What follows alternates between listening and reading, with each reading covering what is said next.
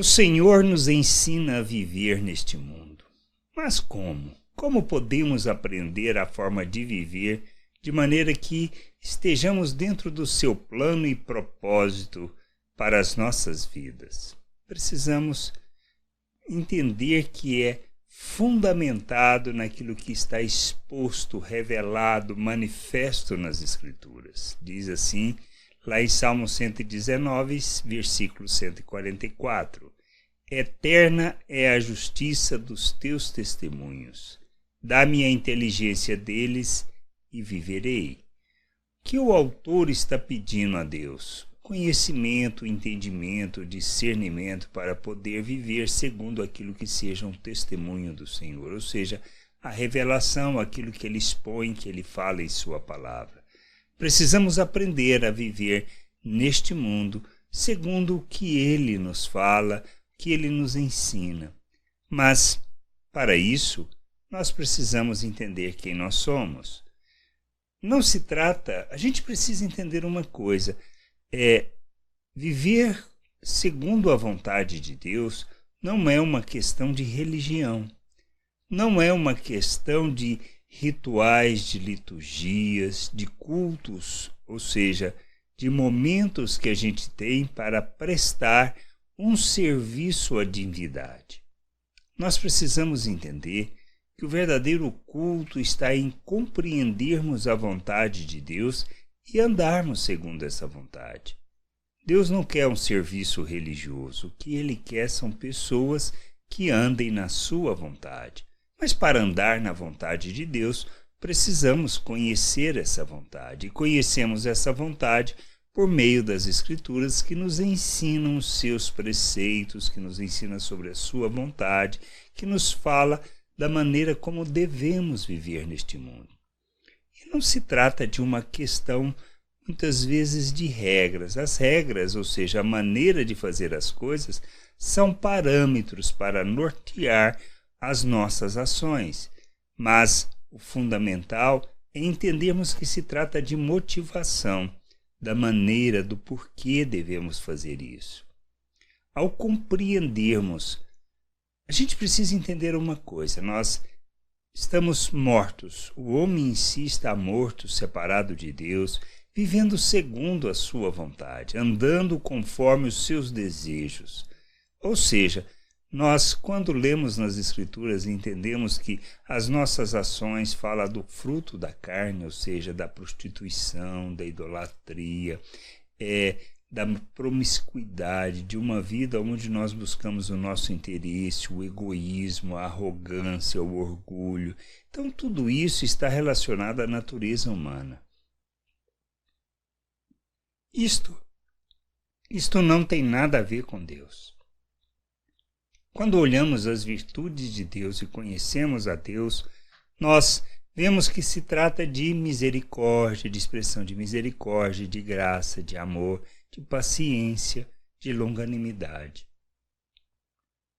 E aí entendemos que, por nós termos nos rebelado contra Deus, ou seja, por vivermos fora da sua vontade, precisamos nos arrepender e nos converter. A obra de Cristo foi para que nós pudéssemos conhecer o Pai e conhecer da sua vontade. Entender que Ele nos chama para vivermos o seu reino, o seu querer neste mundo. E a gente precisa entender que Cristo veio para nos resgatar, nos comprar. Ele morreu e ressuscitou para que nós pudéssemos ficar livres do domínio do pecado. Tendo esse entendimento que essa reconciliação, ou seja, a salvação é pela graça de Deus, por meio do que Cristo fez em nosso favor, nós nos submetemos a Ele como Senhor e Salvador, reconhecendo que Ele é o único capaz de fazer isso e que não depende de obras que nós possamos fazer.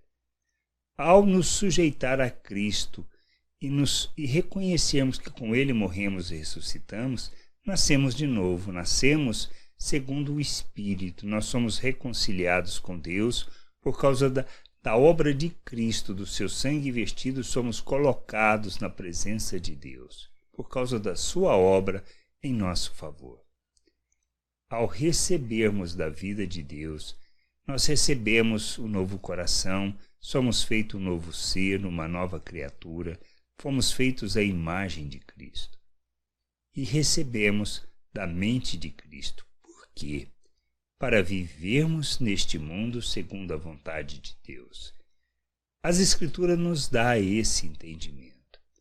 E aí nós precisamos entender que, por termos da mesma natureza de Deus, por ter sido libertos, nós podemos andar segundo aquilo que seja o plano que Ele estabeleceu para nós na maneira de vivermos.